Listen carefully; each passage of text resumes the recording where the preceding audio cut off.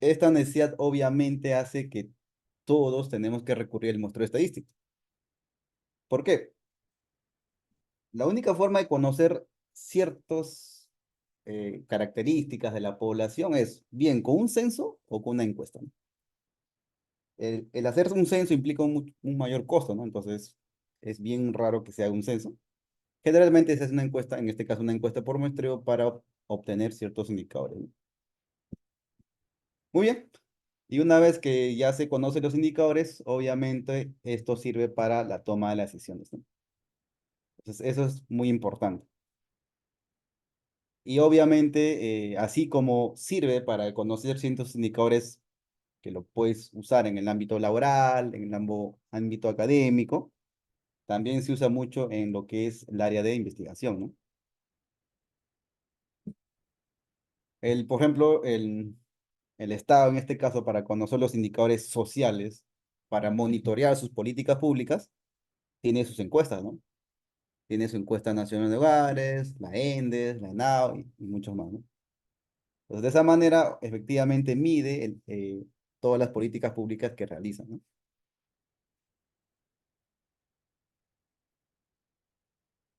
No, Max Herrera, cuando hay un censo no existe estadística inferencial, ¿no? Simplemente sería una estadística descriptiva, ¿no?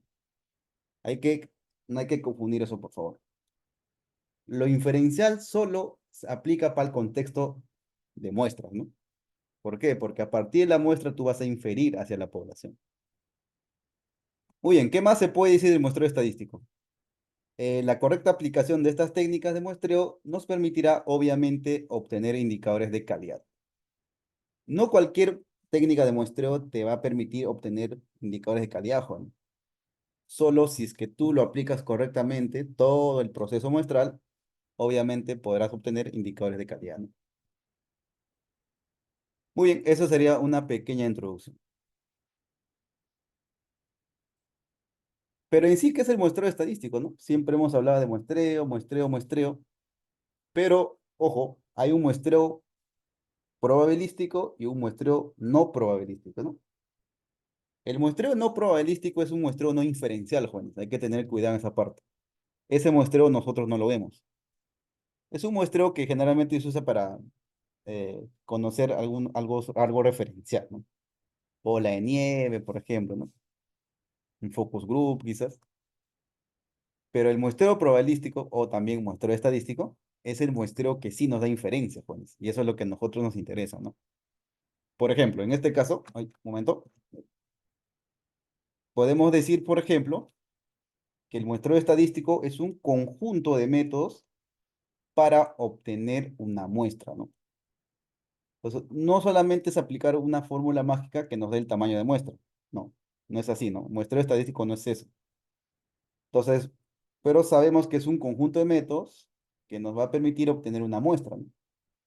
Con el fin de estimar ciertos valores, generalmente de la población, ¿no? Puedes estimar una proporción, puedes estimar una media, pero también puedes corroborar una hipótesis. También puedes saber de qué distribución proviene un conjunto de datos y mucho más. Entonces, cuando se habla de, obviamente, muestreo estadístico, generalmente se habla de estimar, ¿no? Ciertos parámetros poblacionales.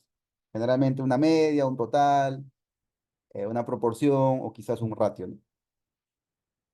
Entonces, en resumen, el muestreo estadístico no es más que un conjunto de métodos que nos va a permitir obtener una muestra. ¿Y qué viene a ser una muestra? No es más que un subconjunto, obviamente, representativo de la población, ¿no?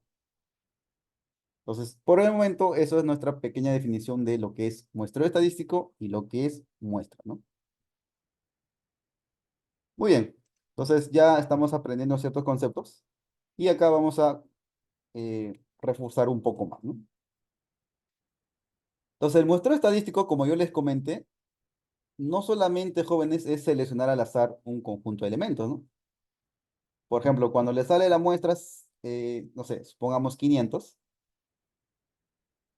lo que has hecho tú en ese entonces solamente has calculado el tamaño de la muestra. Entonces, si yo les pregunto qué elementos van a formar parte de esa muestra, es otra cosa, ¿no? Entonces, si se dan cuenta, el muestreo estadístico no es calcular un tamaño de muestra, sino es un proceso mucho más complejo. Por ejemplo, el muestreo estadístico dice, no solo es seleccionar al azar un conjunto de elementos, requiere pericia por parte del investigador en el diseño de la muestra. Entonces, ahora ya no se va a hablar de muestra, sino un diseño de muestra o un diseño muestral, ¿no? Que es un poco más formal. Entonces, cuando se habla de un diseño muestral, ya es un poco más formal el concepto, por ejemplo. Ya se va a hablar, por ejemplo, de lo que son los famosos marcos muestrales. También hablaremos de la elección de un tamaño adecuado. Esto se refiere al tamaño de muestra, ¿no? Obviamente el tamaño de una muestra implica que vas a tener una precisión, un margen de error y un nivel de confianza aceptable, ¿no? Una vez que ya conoces el tamaño de muestra, obviamente tendrás que elegir una técnica de selección de aquellos elementos que van a formar parte de la muestra, ¿no? ¿Se dan cuenta? El otro punto va a ser la selección de los estimadores. Si tu interés es estimar proporciones, pues obviamente tu estimador es una proporción, ¿no? Pero no siempre es una proporción, puede ser un ratio, puede ser un total o puede ser un estimador no lineal. Un ratio es un estimador no lineal, jóvenes. Y un estimador no lineal es mucho más complicado de estimar directamente, sobre todo a la hora de estimar los errores estándar, ¿no? Que es mucho más complejo. A ver, hay una pregunta en el chat de su compañero, voy a responder ello, está interesante. Su compañero John Paucar pregunta, ¿cómo diferenciar un error de muestreo y un error de no muestreo, jóvenes? Muy bien, un error de no muestreo es un error que se produce por temas ajenas a toda la metodología del diseño muestral. Por ejemplo, quizás, no sé, un instrumento mal diseñado, quizás no se capacitó correctamente el equipo de campo, quizás se digitó erróneamente un valor a la hora de digitar los datos. Eso sería un error de no muestreo, ¿no? Son errores ajenos, obviamente, al todo el diseño muestral. Y un error de muestreo o un margen de error, obviamente, es eh, propio de haber considerado una muestra y de no haber analizado toda la población. Si yo analizo toda la población, obviamente no hay error, porque lo es todo. Pero si yo analizo una parte de de la población, en este caso una muestra, obviamente yo voy a tener un error. Pero ese error tiene que ser un error controlado. Tengo que buscar que sea lo menor posible, ¿no? Entonces, esa es la principal diferencia entre un error de muestreo y un error de no muestreo. Muy bien, sigamos esta parte. Luego vamos a ver, luego de selección de los estimadores jóvenes, lo que se ve es la construcción de los factores de expansión, ¿no? Eh, Acá hay un error muy grave, jóvenes. ¿Qué es lo que sucede actualmente en algunas instituciones, ya sea públicas o privadas? Al hacer una muestra, no saben cómo construir factor de expansión, ¿no? Si mi objetivo es hacer una encuesta por muestreo, es decir, recoger datos base a una muestra y luego expandir hacia la población, yo necesito obviamente mis ponderadores o mis factores de expansión. Sin esto, no podré yo garantizar esa inferencia nacional, ¿no? O esa inferencia a nivel poblacional. Esto es muy importante, Juan. Y luego, por último, veremos la estimación de los parámetros y todo ello, ¿no? Hay muchos pasos más, inclusive, Juan. Yo le estoy mostrando de manera general, ¿no? Por ejemplo, después de la construcción de factores, vendría quizás, si es que es necesario, una calibración de factores y un montón más, ¿no? Muy bien, entonces ya vimos esas partes. Ahora vamos a ver los siguientes puntos. Ya justo les menciono acá la diferencia entre censos y encuestas. Yo les pregunto, ¿en censos habrá error? Claro, hay obviamente una población no censada, ¿no? Pero eso es un caso ya que escapa mucho del manejo logístico, ¿no? Por ejemplo, en el censo de 2017 hubo un problema de población no coberturada, generalmente las más alejadas, ¿no? Pero es inevitable, Juan, ¿no? Pero en una encuesta, obviamente, sí o sí, por sus características va a haber un error, ¿no? ¿Cuál es la diferencia entre censo y encuesta? Por definición, el censo se recoge de toda información de la población, ¿no? Y la encuesta simplemente es una parte de la población, un subconjunto de la población. Generalmente, ¿quiénes realizan los censos? Generalmente los países, los estados, los gobiernos. Bueno, los países de la comunidad andina están obligados a hacer un censo cada 10 años, ¿no? O sea, generalmente para conocer características de población, vivienda y hogar de cada país, ¿no? O sea, te da un panorama general de tu país. Y las encuestas, como es en menor escala, lo puede hacer ya sea una entidad privada o una entidad pública.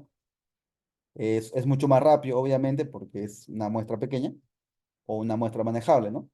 Y obviamente no es tan costoso. Un censo sí es muy costoso, ¿no?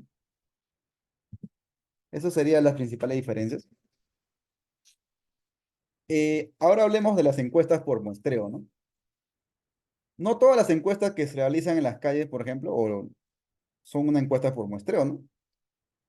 Quizás algunos quieren hacer un sondeo, la opinión de un producto, N cosas, pero cuando se habla de una encuesta por muestreo, ya se está hablando de una encuesta basado en un muestreo estadístico, ¿no? Es decir, que primero se ha diseñado un instrumento, ese instrumento se va a aplicar a una muestra, en este caso estadística, y obviamente hay todo un proceso que se tiene que seguir hasta obtener los resultados, ¿no?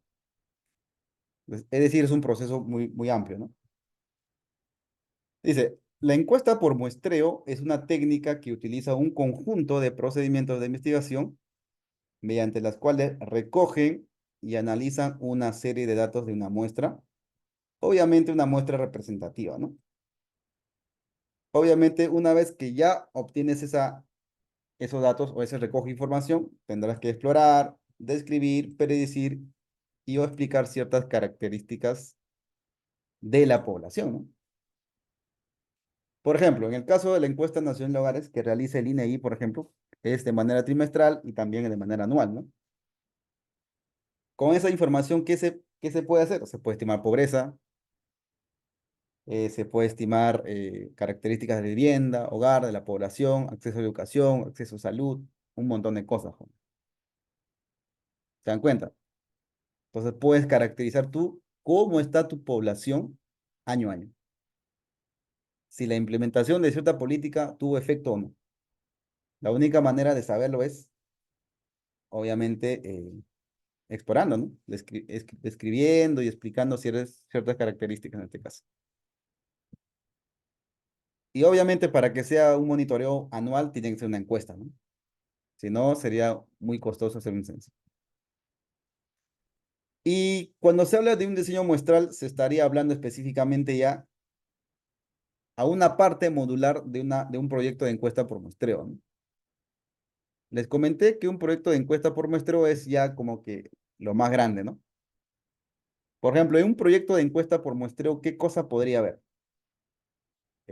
Un equipo que diseña los instrumentos, un equipo de campo, un equipo que ve la parte muestral, un equipo logístico, un equipo que ve los manuales de operadores de campo, un equipo que va a hacer la parte de registro de información, un montón. ¿Se dan cuenta? Es un proyecto grande, se podría decir, ¿no? Pero el diseño muestral específicamente yo diría que es la parte modular de todo proyecto de encuesta por muestreo, Juan. Es el que va a dar la muestra, como se dice, ¿no? La que va a dar los elementos seleccionados, la calibración de los pesos, las estimaciones y todo ello, ¿no? Entonces, cuando se habla de un diseño muestral, obviamente hacemos alusión a toda esa estrategia que se tiene que hacer para obtener una muestra, ¿no? Pero una muy buena muestra, ¿no? Mediante un diseño adecuado y con las características, obviamente, que lo necesite, ¿no? Entonces, por eso se dice que el diseño muestral es la parte modular de un proyecto de encuestas por muestreo. En muchas bibliografías no hay una mejor definición del diseño muestral. Pero investigando un poco en el DANE, que es la Dirección Nacional de Estadísticas de Colombia, define de una manera súper interesante el diseño muestral, ¿no? Ellos indican que el diseño muestral puede entenderse como el conjunto de estrategias y procedimientos encaminados a seleccionar una muestra, que cumple con una serie de características estadísticamente deseables que sirven para asegurar los niveles establecidos de precisión. Bueno, es una definición muy formal, muy técnica, y efectivamente es correcto, ¿no?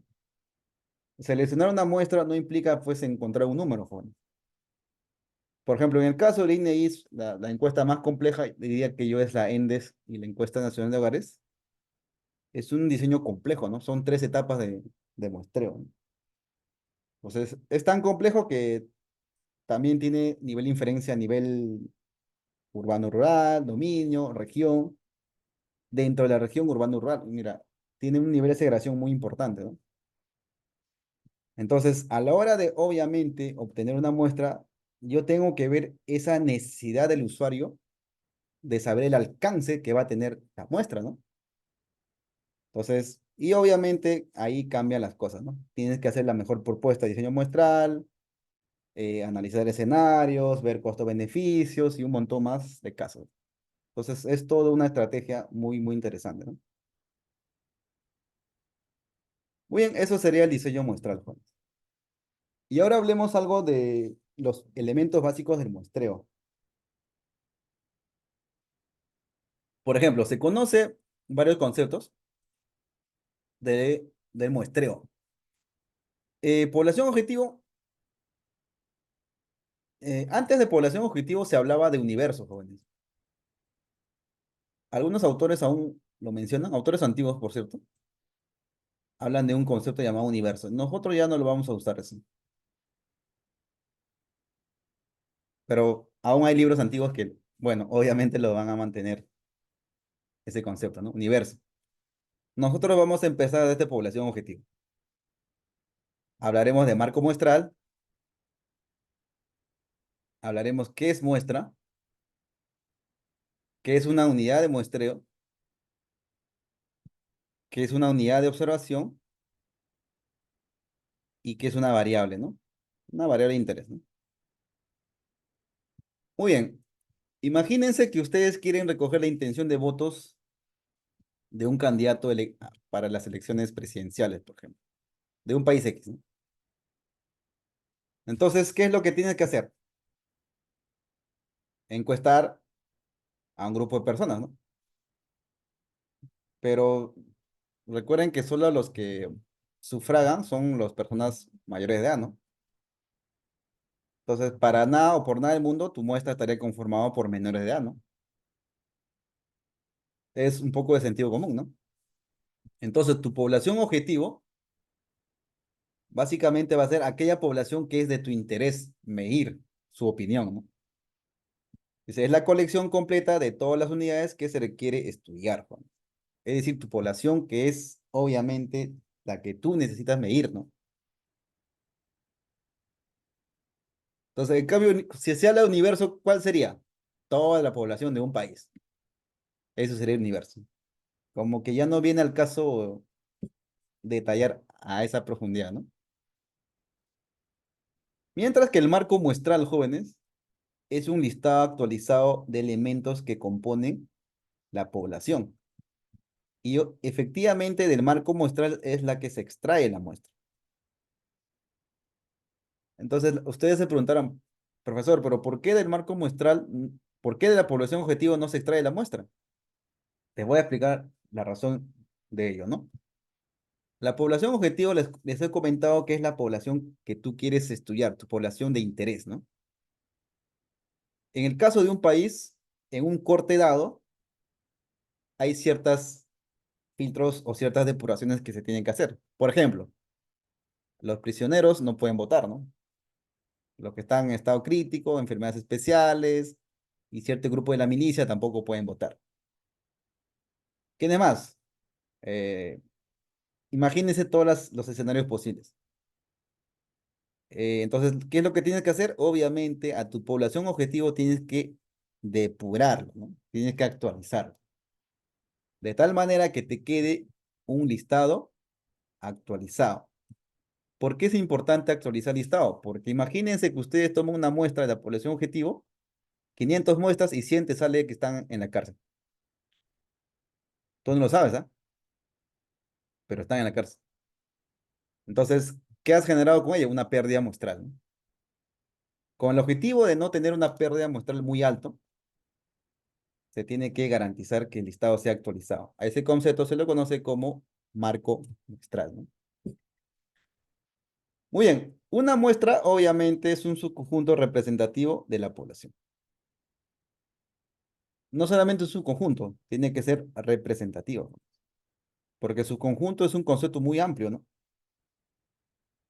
Yo quiero que sea un subconjunto y a la vez representativo, Juan.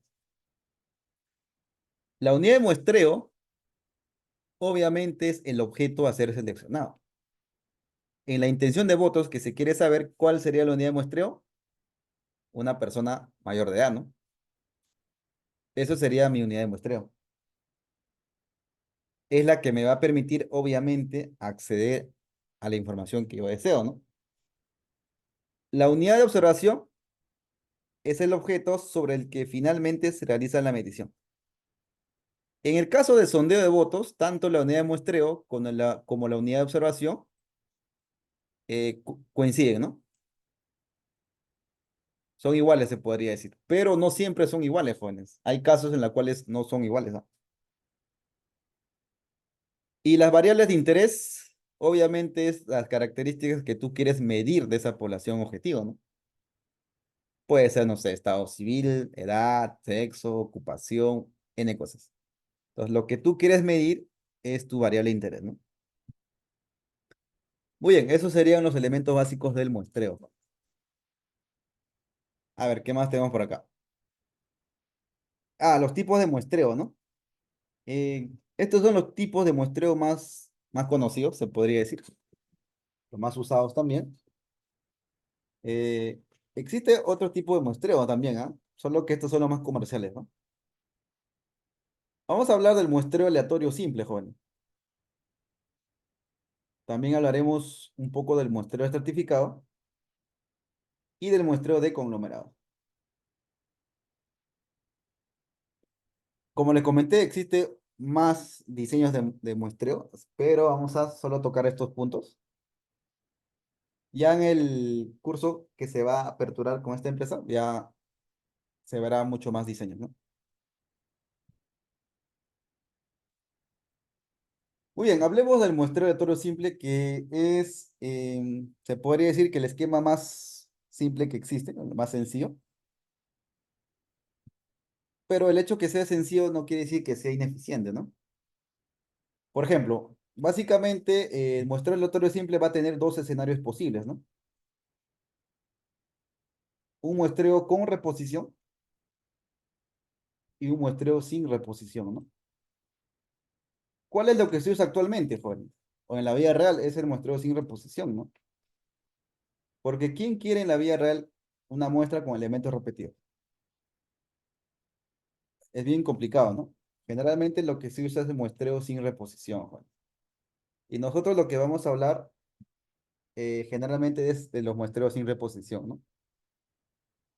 Muy bien, hablemos un poco sobre este punto. A ver, muestreo aleatorio simple, más conocido como el MAS, consiste en elegir de forma aleatoria n unidades muestrales. Obviamente la población, donde cada unidad muestral tiene la misma probabilidad de selección. Ya, esta es la característica de un muestreo aleatorio simple, jóvenes. Cada unidad muestral va a tener la misma probabilidad de ser seleccionada, ¿no? Entonces, esa es la característica del muestreo aleatorio simple, ¿no? Una vez que tú eh, calcules tu tamaño de muestra, por ejemplo, lo que tendrías que hacer ahora es seleccionar aquellos elementos, obviamente, que van a formar parte de la muestra. Para ello, obviamente, tiene que seleccionar algún esquema de selección aleatoria, ¿no? Puede ser un muestreo aleatorio directo, un muestreo sistemático, un sistemático, no sé, circular, N cosas, ¿no? Inclusive hay muchos más algoritmos de selección, ¿no? Eh, Hay algo que hay que tener en cuenta, jóvenes. Les he hablado algo muy importante, el concepto de marco muestral, ¿no? Entonces, el marco muestral es de donde se saca la muestra.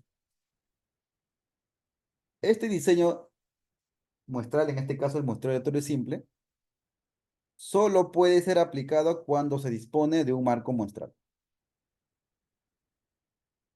Solo si es que tienes un listado conocido, puedes aplicar un muestreo aleatorio simple. ¿Por qué? Porque tienes identificado a tus elementos de muestreo, ¿no? Pues fácilmente puedes muestrar, ¿no? Pero ¿qué pasaría si no los tuvieras? Ahí cambian las cosas, ¿no? Entonces hay que tener mucho cuidado sobre este punto, ¿no?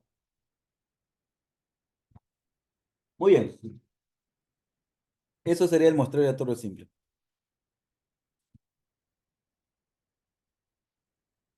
Obviamente, acá es un ejemplo claro, ¿no? Toda la población, y al ser un muestreo aleatorio simple, cualquiera de estos individuos pudo ser parte de la muestra o puede ser parte de la muestra, jóvenes. Como todos tienen la misma probabilidad de ser elegidas o seleccionadas, es indistinto, ¿no? Pero ¿quién le va a dar ese carácter representativo a la muestra?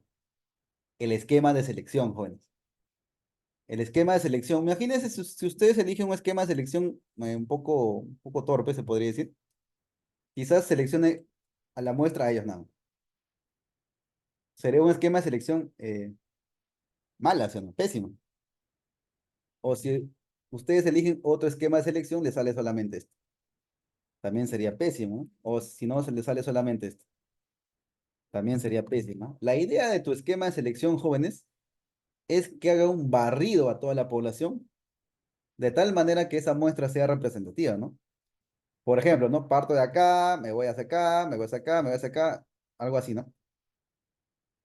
O sea que tiene que ser algo que barra con toda la población. Pero no me puedo concentrar en un solo lugar. Si yo garantizo o elijo un mejor esquema de selección, entonces mi muestra obviamente será representativa, ¿no? O algo así, ¿no? Algo así. Muy bien. Esa era una pequeña aclaración a tener en cuenta. ¿Cómo se calcula la muestra? Esto es la que se preguntan muchos tesistas sobre todo y algunos investigadores, ¿no?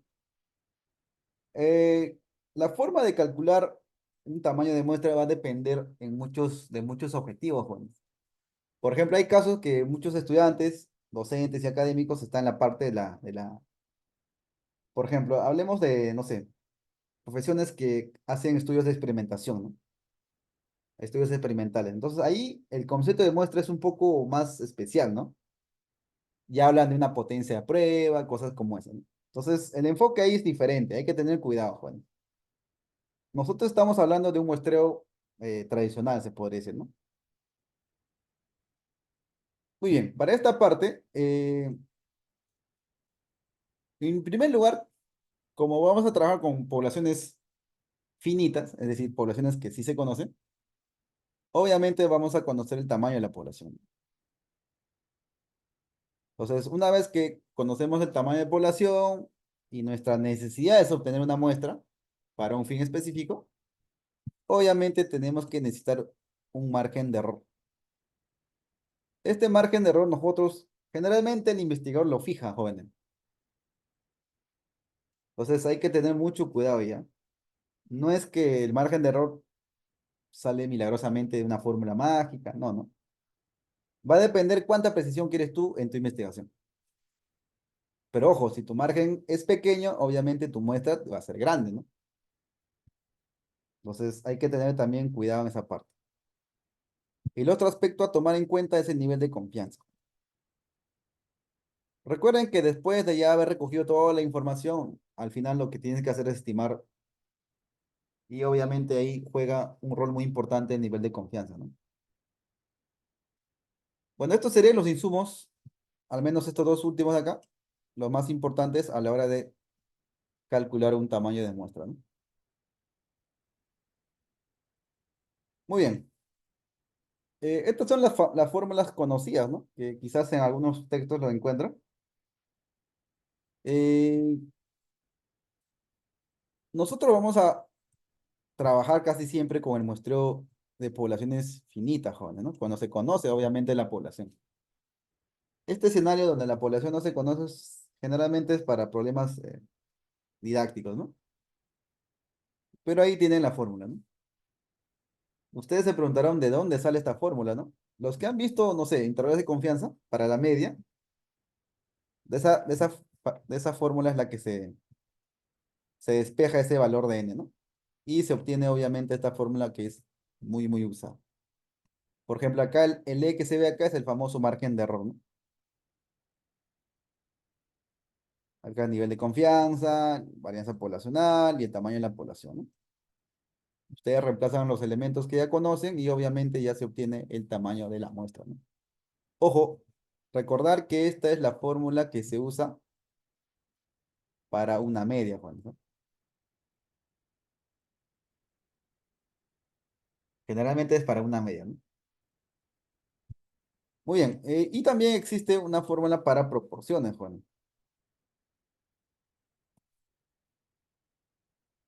Si estuvieras en el escenario de población infinita, la fórmula mágica sería esta, ¿no? También sale de las pequeñas fórmulas de los intervalos de confianza para una proporción, ¿no?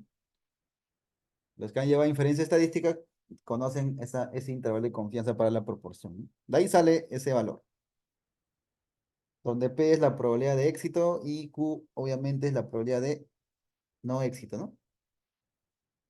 Y el E es el famoso, en este caso, como es una proporción, se habla de un error de precisión, ¿no? También es un margen de error ya en términos porcentuales, ¿no?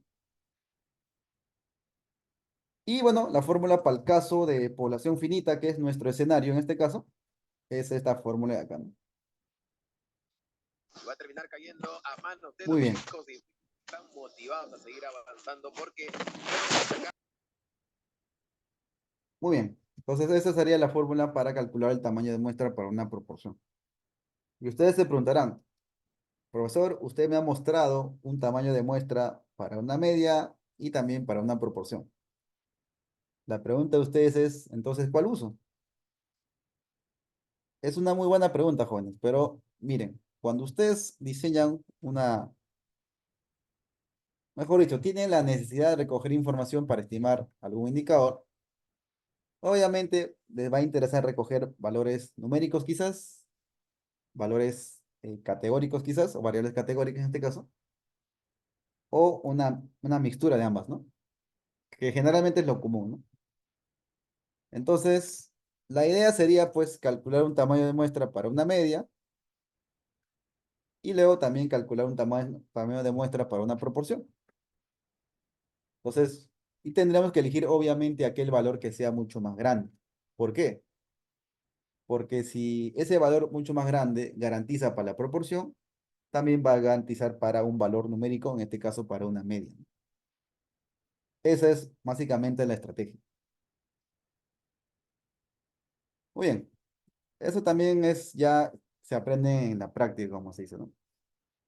Entonces, generalmente la fórmula para la proporción genera muestras mucho más grandes que para la media, ¿no? Y con eso ya garantizas ambas. Es decir, con tu muestra ya puedes estimar tanto variables numéricas como variables categóricas, ¿no? Todo esto lo vamos a calcular en el R, ¿no? No se preocupen. Manualmente ya no vamos a hacer nada. Ahora todo va a ser usando R o cualquier otro programa estadístico, ¿no? Muy bien. Cuando se habla de muestreo estratificado, jóvenes, el muestreo estratificado ya es un muestreo, obviamente,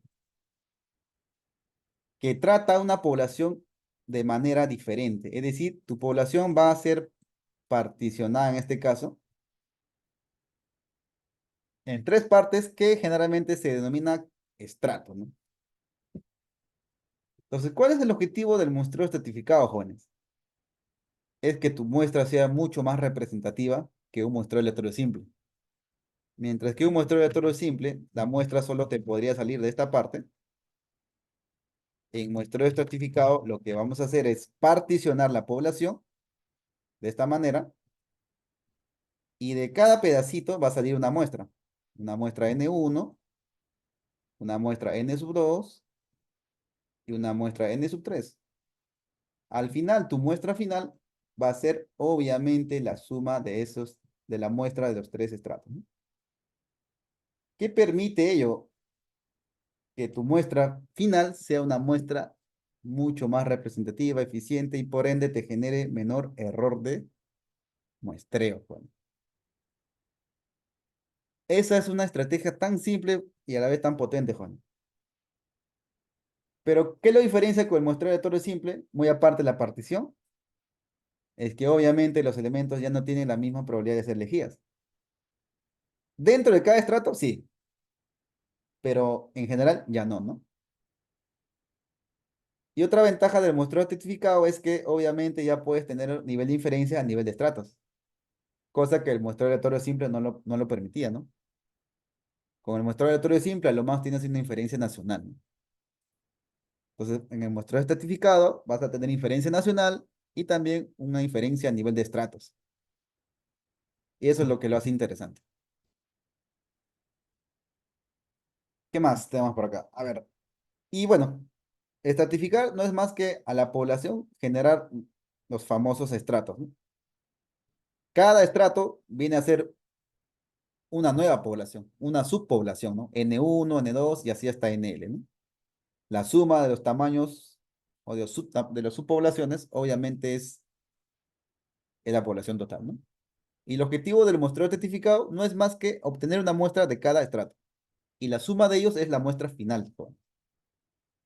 Es una lógica súper intuitiva, pero a la vez muy, muy potente, ¿no? ¿Por qué se hace muestreo estratificado? ¿Por qué es tan importante la pregunta, ¿no? Generalmente es para mejorar la precisión de las estimaciones, reduciendo los errores de muestreo. Esa es la razón más importante, jóvenes. Y la otra razón es, obviamente, para, a ver, hay un muchacho que está escribiendo ahí. A ver, Omar, ¿no? Un momento, por favor. A ver, dejen de escribir en la pantalla, por favor, compañeros. Muy bien, voy a quitar eso. Muy bien, entonces, la razón más importante, obviamente, es mejorar la precisión. Si tú mejoras la precisión, obviamente reduces los errores, ¿no? Pero ¿por qué reduzco los errores, jóvenes? Porque al tener una muestra mucho más eficiente, mucho más representativa, por ende tu precisión va a ser mejor. Por ende el error va a ser menor, ¿no? Así de simple, jóvenes. Es un escenario súper, súper interesante eso. Y otro punto es, obviamente, te permite obtener estimaciones separadas para cada estrato, ¿no? Y si es que estás en un operativo de campo, es mucho más eficiente. ¿Por qué? Porque no es lo mismo hacer una gestión logística para toda una población, asumiendo como toda la población como algo igual, que trabajar en base a grupos. Es decir, para tu trabajo logístico ya es diferenciado, ¿no? Entonces, quizás te tocó, no sé, costa, sierra y selva, obviamente la operación en campo es diferente, ¿no? Entonces, por eso se dice que es mucho más racional la parte logística o la parte administrativa, ¿no? Y obviamente es conveniente utilizar el muestreo estratificado cuando existe una variable para la estratificación, ¿no? Tengo que tener una variable que efectivamente me sirve como una variable que estratifica, ¿no? Sin eso no se podría hacer, ¿no? Muy bien, eso sería el muestreo estratificado. Existe otro tipo de muestreo que es el muestreo de conglomerado, Juan. También el estratificado, obviamente se necesita diseño muestral. Claro, si no, ¿cómo estratificas?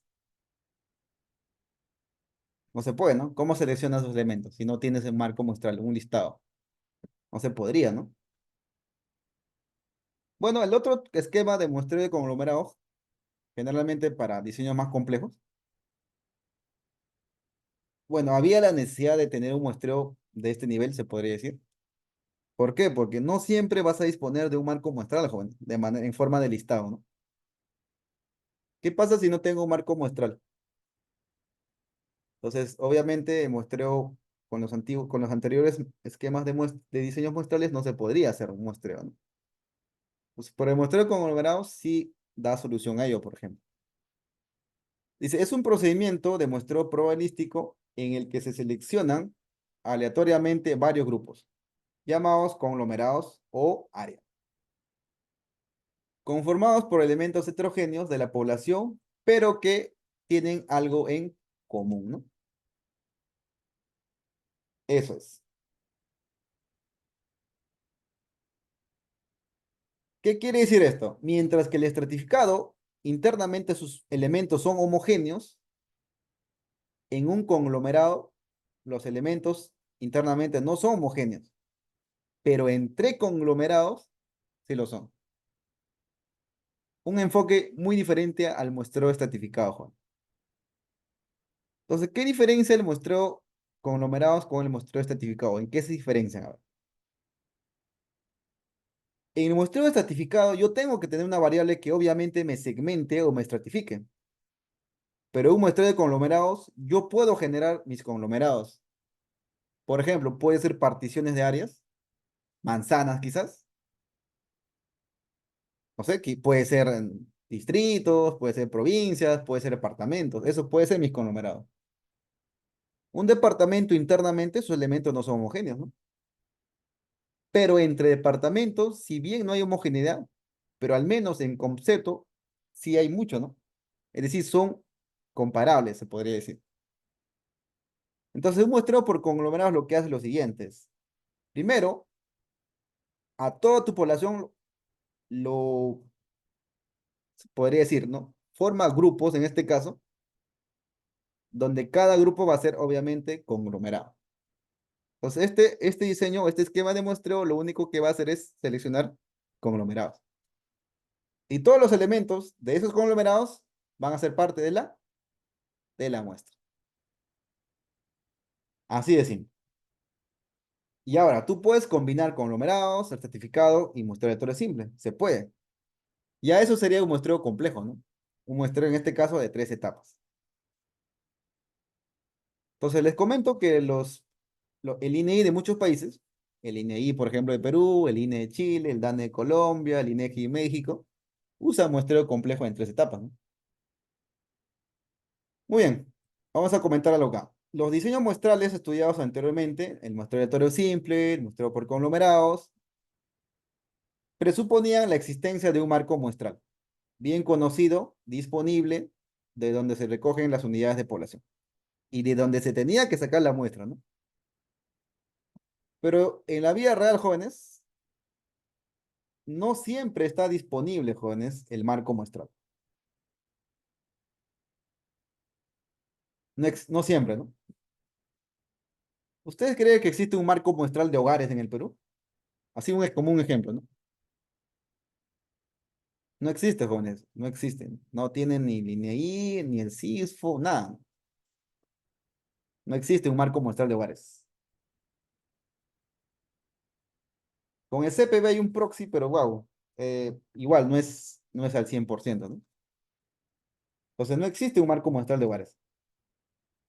¿Por qué no existe? Bueno, su elaboración puede ser muy costosa. Y además, jóvenes, el concepto de hogar es muy complejo. En una vivienda, ¿cuántos hogares puede haber? Dos, tres, cuatro, cinco. ¿Se imaginan a nivel nacional hacer eso? Muy complicado, ¿no? Muy complicado y muy costoso también. Dice, en tales circunstancias se puede dividir la población en grupos o agregados de estas unidades.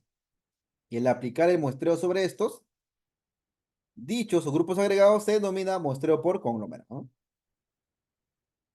Entonces, como el INEI, por ejemplo, no tiene un marco muestral de hogares, ¿qué es lo que hace para hacer una muestra, un encuesta nacional de hogares? Lo que hace es aplicar un muestreo por conglomerado, ¿no?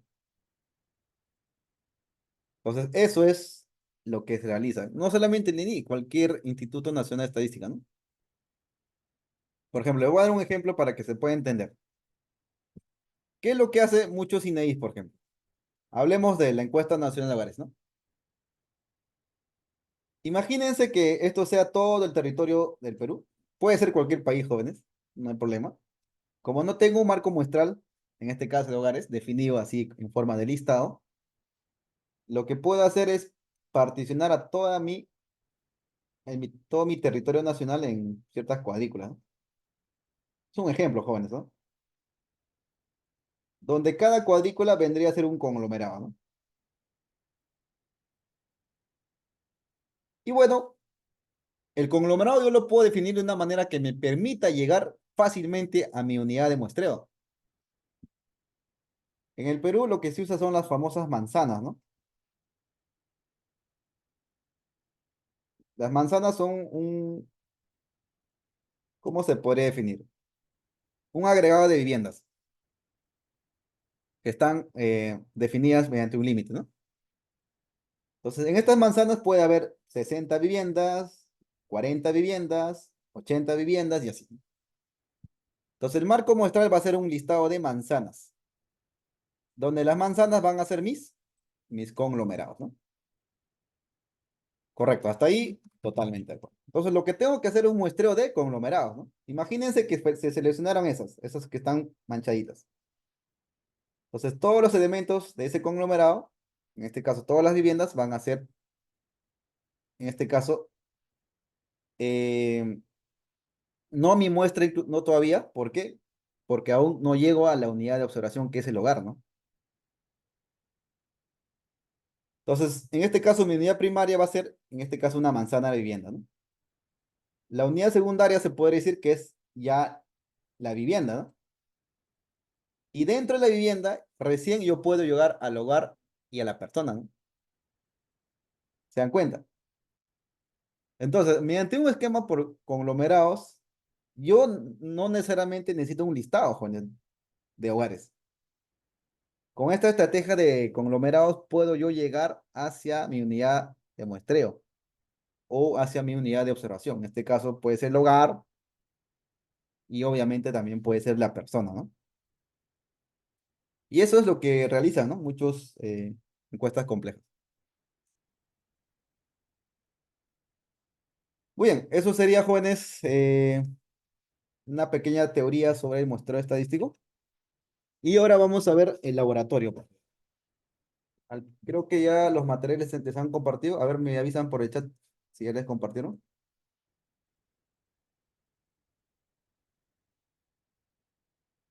A ver, me informan si por el chat si ya les compartieron el material. Si no, les paso por el Zoom. Confirmen por el chat nada más. A ver.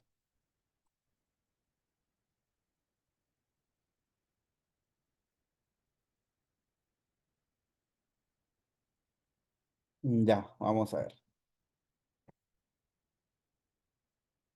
Y ahí te les paso por el chat del Zoom, Juanes, ¿no? Muy bien, gracias por confirmar. A ver, a ver. Ya, ahí está. Ahí está, por el chat del Zoom estoy compartiendo todos los materiales del día de hoy, ¿no? Ahí está todo, absolutamente todo. Todo sobre webinar, ¿no? Descárguenlo, por favor, para trabajar juntos. Muy bien.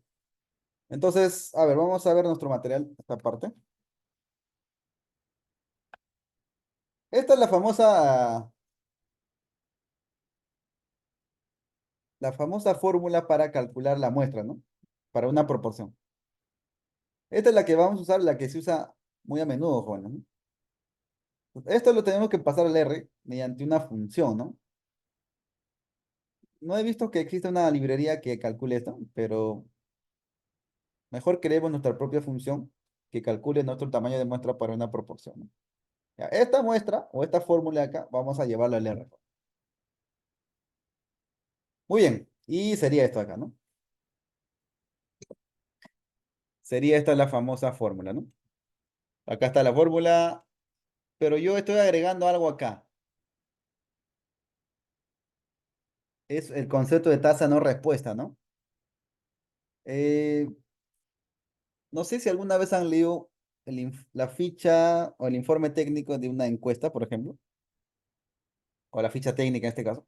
Eh, Generalmente, si tú mandas a campo una muestra de 500, no regresa 500, regresa 450, y algo así, ¿no? Por X motivos, 50 personas no quisieron responder o quizás no lo encontraron, N cosas, ¿no? Entonces, si se dan cuenta, hay una pérdida muestral. Hay una tasa de no respuesta por X motivos, ¿no? Entonces, generalmente lo que se hace a las muestras calculadas es agregarle una pequeña sobremuestra. Y esa sobremuestra se agrega usando una tasa de no respuesta.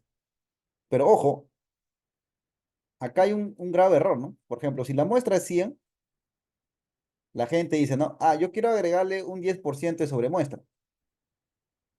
Y la gente piensa que es 110, ¿no? No es así, jóvenes, ¿no? El efecto, la tasa de no respuesta, no es un efecto lineal. Hay que tener mucho cuidado en esa parte. No tiene sentido que el 20% sea 120, ¿no? No tiene sentido eso. No, no funciona así. El efecto de ello, el efecto de la tasa de no respuesta, jóvenes, es un efecto de esta manera. Podemos decir un efecto no lineal, ¿no? Entonces, esa tasa de no respuesta que tú conoces por estudios previos, tú lo puedes multiplicar por este factor y lo que te va a permitir hacer es asincerar el tamaño de muestra en función a esa información previa, ¿no? Eso es lo que te permite hacer este concepto de tasa no respuesta. Muy bien, entonces esta fórmula mágica vamos a llevarlo al R, ¿no? Entonces yo lo llamé NSize Prop, es un nombre que yo le puse, ustedes le pueden poner cualquier nombre. Entonces, ¿qué va a tener como argumento esta función? Function es la palabra reservada del R para crear funciones, Juan. Necesita una población, tamaño poblacional, el margen de error, una probabilidad de éxito, un alfa al nivel de confianza y el tasa de no respuesta, que es el concepto que ya les mencioné, ¿no? Calculo la probabilidad Z, que no es más un cuantil, el numerador, que es nz cuadrado por p por q, ahí está. El denominador, que es el producto, todo esto. El cociente entre el numerador y denominador multiplicado por la tasa de no respuesta me va a dar el tamaño de n. La función Sailing lo que permite es hacer un redondeo por exceso. Si me sale la muestra 100.25, voy a tomar 101, ¿no? No voy a tomar 100, no tiene sentido, ¿no? Generalmente el redondeo es hacia arriba, ¿no? Por exceso, Juanes. Y bueno, que me retorne el tamaño de muestra, ¿no? Entonces simplemente ejecuto y mi función de muestra para la proporción ya está definida. Una vez que ya está definido, jóvenes, lo único que tengo que hacer, ¿qué es? Llamo mi función que ya creé y le doy los argumentos que yo quiero. Por ejemplo, si tengo una población de 580 con un margen de error del 5%, con una probabilidad de éxito de 0.5, un alfa de 5% y una tasa de no respuesta de 0, porque no tengo información, ¿cuánta muestra me va a salir? Te va a salir 232. Claro, ustedes dirán, pero profe, es mucha muestra para esa población. Es un ejemplo didáctico, joven, ¿no? No hay no hay que alarmarse tanto por esa parte. Quizás lo correcto acá sería un margen de error del 8% para hacer una muestra mucho más realista y mucho más manejable para un tema quizás académico, ¿no? Pero ya una vez que ustedes automaticen su función, jóvenes, pueden calcular cualquier tamaño de muestra de una manera mucho más realista. Muy bien, eso sería para la proporción, ¿no? Y acá hay un ejercicio, ya esto es para ustedes, está resuelto también acá, no se preocupen. Igual, hay otro ejercicio por acá. Mira acá, esto lo vamos a leer, ¿ya? Y dice así, mira, se desea realizar una encuesta entre la población juvenil de una determinada localidad para determinar la proporción de jóvenes que estarían a favor de una nueva zona de ocio. El número de jóvenes de dicha población es 2000, es decir, la población. Determinar el tamaño de muestra necesario para estimar la proporción de estudiantes que están a favor de un error de estimación de, mejor dicho, que están a favor, dice, coma, acá falta un coma, con un error de estimación de 5% y un nivel de confianza del 95%. Según el texto de donde saqué el ejercicio, la muestra es 323. Muy bien, identifico mis datos. Población 2000, margen de error 5%, nivel de confianza 95%, tasa de no respuesta cero porque en ningún momento me da ese dato. Y la probabilidad de éxito jamás me lo ha mencionado. Cuando no te dan probabilidad de éxito, jóvenes, se asume automáticamente el valor de 0.5. ¿Por qué se asume 0.5? Porque ese valor maximiza el tamaño de la muestra. Es un resultado teórico, ¿no? Muy bien. Uso la función nsizeprop que crea hacia atrás, líneas hacia atrás. Le doy el tamaño de la población, le doy el margen de error, le doy la probabilidad de éxito, le doy el alfa. En este caso, el alfa viene a ser el complemento de nivel de confianza, que es el nivel de significancia, ¿no? Y la tasa de no respuesta, que es cero, porque no me lo dan. Simplemente ejecuto y automáticamente tendría la muestra, ¿no? Efectivamente nos sale igual que el libro, ¿no? Obviamente nos tiene que salir igual que el libro, porque la teoría es una sola, ¿no? Muy bien, de manera similar también podemos crear la función del tamaño de muestra para una media, jóvenes. Igual, jóvenes, yo estoy incorporando el concepto de tasa de no respuesta. ¿Por qué? Porque en la vida real es lo que se tiene que hacer, jóvenes. No existe una cobertura al 100% de una encuesta, jóvenes. Eso no existe, jóvenes. Entonces, con la intención de que la pérdida muestral no sea tan alta, agrego una sobremuestra. Una sobremuestra, pues, de 20 más, 30 más, ¿no? No exageren tampoco, ¿no? Muy bien, muy bien, jóvenes. Y bueno, esta fórmula que está acá, lo llevo, obviamente, a una función. NSIZEMIN, lo puse. Ustedes pueden poner el nombre que ustedes deseen, no hay problema. Y bueno, simplemente la fórmula lo llevo a nivel R, ¿no? Listo, ¿no? Igual, si viene datos y reemplazo los valores, automáticamente me va a dar el tamaño de muestra, ¿no? Así de simple, Juan. Eso es, de esa manera se calcula el tamaño de una muestra, ¿no? Ya sea para una proporción, ya sea para una media. Y bueno, acá también les dejo un ejercicio. Acá están los datos que se identifican en el ejercicio. Ustedes ejecutan la función con los datos que te da el ejercicio y automáticamente te da el tamaño de la muestra, ¿no? Entonces se dan cuenta que una vez que automaticen, jóvenes, ya pueden calcular cualquier ejercicio de tamaño de muestra, que ahí pues, quizás se puede encontrar en cualquier libro, ¿no? Muy bien, eso sería bueno, las funciones para determinar el tamaño de muestra, ¿no? Entonces, todos los jóvenes, automáticamente todo, se basa en la teoría que uno ve, ¿no? Entonces, yo no puedo crear mi función de tamaño de muestra para una proporción si no sé la teoría, ¿no? Yo le expliqué. Si vemos la teoría, entonces, si conocemos la teoría, podemos nosotros automatizarlo, ¿no? Entonces, por eso siempre, al menos el curso que se va a aperturar de muestreo, mejor dicho, una especialización en muestreo, vamos a ver pues todo ese proceso, ¿no? Muy bien, ahora vayamos a ver el otro laboratorio, jóvenes. El otro laboratorio me he orientado más a la parte de estimación de una encuesta que ya existe. Ustedes han escuchado la encuesta nacional de hogares, ¿no? Que es se puede decir una de las más conocidas. Y bueno, y un tema súper interesante es la pobreza en el Perú, ¿no? Todavía no se tiene data 2023, pero la data más actualizada es 2022, jóvenes. Antes de eso, les quiero compartir el informe técnico de pobreza que el INAI anualmente proporciona. Vamos a ver las cifras más interesantes, jóvenes. Pues acá pueden ver cómo se estima la pobreza y todo ello. Pues lo que yo quiero ver es la cifra, jóvenes. Un momento, uy, me pasé, creo. A ver, ¿dónde estamos por acá? Ahí está.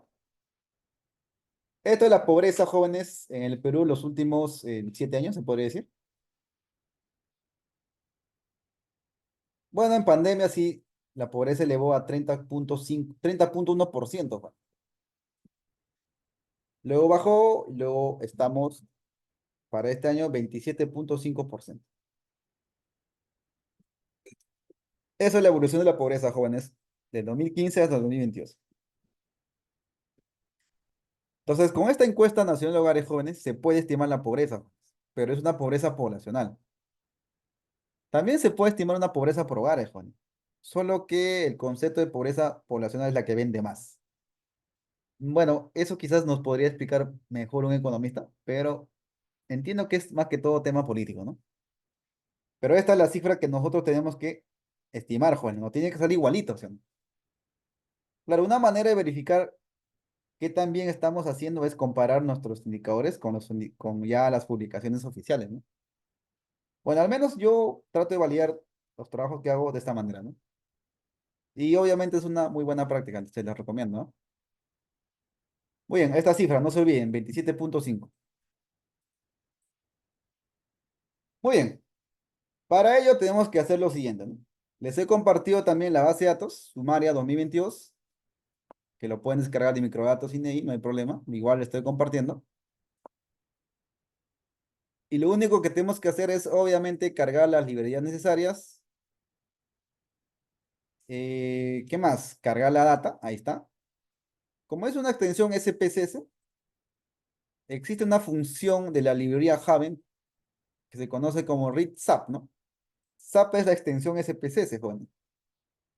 Entonces eso lo pueden usar para importar, ¿no? Esperemos unos segundos y ahí está. La muestra es de 34,213 hogares, joven. Hogares, ¿ah? Es una muestra grande, ¿no? Demasiado grande. Y bueno, acá ustedes pueden ver el año, el mes de la encuesta, el conglomerado, vivienda, hogar y N cosas, ¿no? Un montón de variables. Y existe una variable llamada pobreza, jóvenes, ya en esta data, ¿no? Y si haces un table a la variable pobreza, vas a tener uno, 2 y 3. El uno es el pobre extremo, pobre y no pobre, jóvenes. Esa es la nomenclatura que tienen. Pobre extremo, pobre y no pobre. Entonces, lo que tenemos que hacer nosotros es obviamente recodificar, ¿no? A estos dos primeros los vamos a llamar pobre y no pobre. ¿Cómo hacemos ello? Bueno, unas condicionales en R, if else, digo, oye, si la pobreza es menor o igual a 2, yo le digo pobre. Caso contrario, no pobre, ¿no? Pero también lo puedo categorizar como tal, ¿no? Uno es pobre extremo, dos es no pobre y tres es, perdón, pobre no extremo y pobre, ¿no? ¿Cómo deseen? Eso es un poco, va a depender, ¿no? De cómo quisieran darle su nombre, ¿no? Entonces, si acá le aplicamos el if else, automáticamente ya tengo lo siguiente, ¿no? Pobre, 7,021 hogares. No pobre, 27,192 hogares. Estas cifras son muestrales, jóvenes. No vayan a decir que en el Perú existen 7,021 hogares pobres, ¿no? No tiene sentido, ¿no? ¿Qué falta? Falta expandirlos, ¿no? Bueno, el otro tipo de pobreza más detallada es la pobre extremo, pobre no extremo, que también es pobre, y el no pobre, ¿no? Podemos también etiquetar ciertas variables, ¿no? Para saber cómo está la pobreza en urbano rural, existe una variable llamada estrato, ya dentro de la base de datos, ¿no? No vamos a entrar tanto al detalle cómo se construye, por qué menor o igual a 5 es urbano, eso ya lo vamos a ver en el curso a más detalle. Simplemente vamos a etiquetar acá, ahí está, urbano rural. También existe una variable de dominio para que estimes pobreza a nivel de costa norte, costa centro, costa sur, N cosas, ¿no? Entonces, con eso, automáticamente ustedes ya van a tener resúmenes mucho más interesantes de la pobreza, ¿no? Y otro que me parece súper interesante es conocer la pobreza a nivel regional. Eh, no voy a explicar el código línea a línea, jóvenes. Les invito más bien al curso, ahí sí se va a hacer un poco más detalle. Pero para obtener región, Generalmente se trabaja con la variable ubigeo, ¿no? Entonces, la variable ubigeo de 6 dígitos, puedes usarlo para crear la variable región, ¿no? Entonces, bueno, nada le cuesta al INEI construirlo y ponerlo, pero no lo hace, ¿no? Te da el ubigeo y punto, ¿no? Pero con el ubigeo nosotros también podemos construir nuestra variable de región, ¿no? Ahí está. Muy bien, acá viene lo interesante. Esto sí les va a servir para toda la vida, Juan. Mucha atención acá. Acá cometen errores muchos estudiantes, docentes, inclusive académicos, ¿no? He visto tesis, pero que se han equivocado bastante. Miren, esta BD sumaria que les compartí, o base de datos sumaria, es una data resumen de la encuesta nacional de hogares que está a nivel de hogar. Ojo, está a nivel de hogar. Entonces, si yo quiero una pobreza poblacional, que es la pobreza que se maneja, tengo que transformar mi factor de hogar a nivel de factor de personas, Juan. Si yo estimo, en este caso, si yo estimo directamente usando el factor de expansión de sumaria, estaría estimando la pobreza a nivel de hogar. Pero como les comenté, ese 27,5% del informe técnico de pobreza es a nivel poblacional. Todos los reportes de pobreza de todos los países generalmente es a nivel poblacional. Al menos en el caso Perú es poblacional. Entonces, al factor hogar de sumaria, para llevarlo a un factor de personas, multiplicaré por número de miembros del hogar o número de personas en el hogar. Entonces, de esa manera, mi factor va a ser ya a nivel poblacional, ¿no? Una operación súper sencilla, Juan. Y listo, ya tengo mi factor personas. Una vez que ya definí mi factor personas, lo que tendría que hacer es declarar mi diseño muestral. Mi diseño muestral lo que va a hacer es simplemente, oye, yo sé que el INEI, si ustedes buscan su ficha técnica, es un muestreo en 3 etapas. Tiene conglomerados y tiene estratos. Y justamente estos insumos ya están, obviamente, en la etapa conglomerado y por acá está estrato, ¿no? Sé que es una muestra compleja, sé que tiene un factor de ponderación. ¿Qué es lo que tengo que hacer? Es declarar el diseño, es by design, obviamente usando la librería Survey, ¿no? Y digo lo siguiente, yo lo voy a llamar diseño enado y va el conglomerado, en estrata, va el estrato, donde dice weights, va el peso, pero como yo quiero estimar la pobreza poblacional, obviamente tengo que dar el factor a nivel de persona, ¿no? Y obviamente le digo, oye, usa la data summary, ¿no? Simplemente ejecuto esto y automáticamente el diseño muestral ya está declarado. Una vez que el diseño muestral está declarado, lo único que tengo que hacer es estimar, jóvenes. Quiero estimar la pobreza. La función es SWIMIN. Muy bien. Le digo, oye, estimamos la pobreza usando el diseño declarado. Listo, ejecuto. Automáticamente me dice, acá está no pobres y acá está pobres. ¿Cuántos de los pobres? 27,5%. Efectivamente nos sale igual que el informe, Juan. Validado, ¿no? Claro, si hubieran gustado el factor de hogares, no hubiera salido eso, ¿no? También pueden calcular, acá está su error estándar, jóvenes. Si quieren su coeficiente de variación, también, si es que desean. Acá está el coeficiente de variación, un coeficiente de variación muy bajo, es una muy buena estimación, ¿no? Pero también pueden calcular pobreza a nivel de área. La función es SBY, simplemente ejecuto y automáticamente me da la pobreza a nivel de ámbito geográfico, ¿no? ¿Dónde está rural? Busco dónde está pobre. A ver, pobre, pobre, pobre. A ver, ¿dónde está pobre? Ah, acá está pobre, ¿no? Obviamente en el área rural la pobreza es el 41,1%.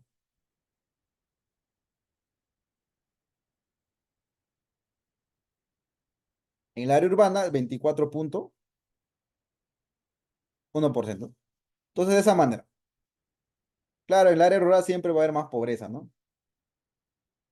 Es un poco engañoso, ¿no? A nivel nacional, 27,5%, pero a nivel rural es del 41,1%, ¿no? Y a nivel de dominio, igualito, ¿no? Es bye bye, la variable pobreza, y el dominio es la desagregación, jóvenes. El diseño y la función que voy a usar para calcular la pobreza en cada nivel, ¿no? Muy bien, a nivel de dominio, acá está dominio, costa norte, costa sur. La sierra sur, si no me equivoco, es la más grave. A ver, vayamos, pobre. No, la sierra norte, jóvenes. La sierra norte, la pobreza es de 44,4%, jóvenes. Entonces, si yo desagrego más un indicador, es mucho más realista, ¿no? Pero los países solamente muestran una cifra nacional, ¿no? Es un tema político, jóvenes. Muy bien, y así se puede hacer muchas más cosas. Ustedes se preguntarán, profesor, pero este reporte no me parece nada agradable, no me gusta. Estoy mostrando los resultados así en estado puro, como se dice, ¿no? Pero si ustedes ya quieren darle un poco más de sabor, entonces pueden calcular este objeto de acá. Por ejemplo, vamos a usar para región. Para región es esta y un es bye bye pobreza por región, ¿no? Entonces lo que yo puedo hacer es estimar por región, ahí está, ¿no? Esto sería la pobreza a nivel regional. Acá está pobre. Huancavelica, 37,4% es pobre. Ayacucho, 40,5% es pobre y así, ¿no? También es un reporte un poco confuso, pero si lo llevamos a un nivel gráfico, usando un poco de Tidyverse y Plotly, lo podemos llegar a este nivel, ¿no? Entonces, a ver, voy a poner un zoom. Me avisan si se puede ver la imagen en zoom, por favor, que está en toda la pantalla. Quizás no se ve y... A ver, vamos a ver qué dice la gente. Vamos a ver. Sí, Luis, excelente, muy bien. Entonces, esta es la pobreza, jóvenes, a nivel regional en el Perú.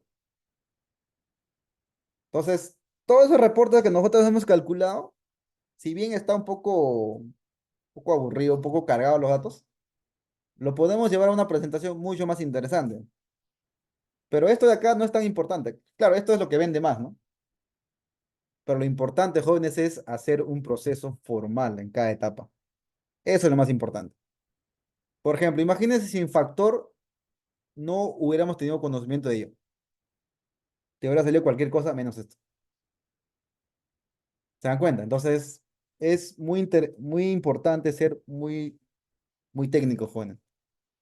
Pues el curso que se viene va a ser netamente técnico y ojo, no piensen que el curso que viene es netamente de pobreza o netamente económico social. Se va a estimar cualquier tipo de indicador, ¿no? Pobreza, no sé, anemia, desnutrición crónica, embarazo adolescente, tasa de analfabetismo, indicadores de agro, de calidad, un montón, ¿no? Entonces, pero la teoría es la misma, jóvenes. Entonces, ¿qué observamos en este gráfico acá de pobreza, jóvenes? Miren lo interesante. La región menos pobre es Ica, joven. Bueno, quizás esto un economista nos pueda explicar mucho mejor, ¿no? 5,1% de pobreza, joven. Y la región más pobre, jóvenes, Cajamarca, jóvenes. Ahí están los ricos carnavales, Cajamarca, ¿no? 44,3%, jóvenes. Es la región más minera y a la vez más pobre. Un economista también nos puede explicar ese fenómeno, ¿no? Huánuco en segundo lugar, Puno, jóvenes. Eso es la estadística, jóvenes. Esto es la pobreza poblacional a nivel de región, jóvenes. Acá, bueno, yo resalté Ucayali, no sé por qué lo resalté, pero si es que quieren un reporte también así con ciertas notitas interesantes, se puede hacer, ¿no? Muy bien, jóvenes. Eso sería todo del webinar del muestreo estadístico. Espero que les haya gustado. Más bien, si tuvieran algunas consultas por el chat, me lo envían y yo feliz de responder.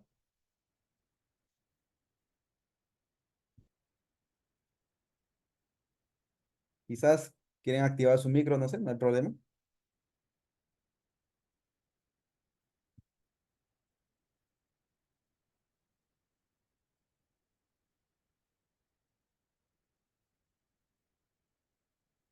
Muy bien, creo que no hay dudas, así que le doy pase a mi compañero. Ok, ok. Sí, muy bien. Muchas Muy gracias. bien, Luis. Gracias por tu exposición. Estuvo excelente. Eh, a ver, ¿hay alguna consulta, estimados? No, ¿no? Ya. Así, chicos, solo para mencionarles que este video lo vamos a colgar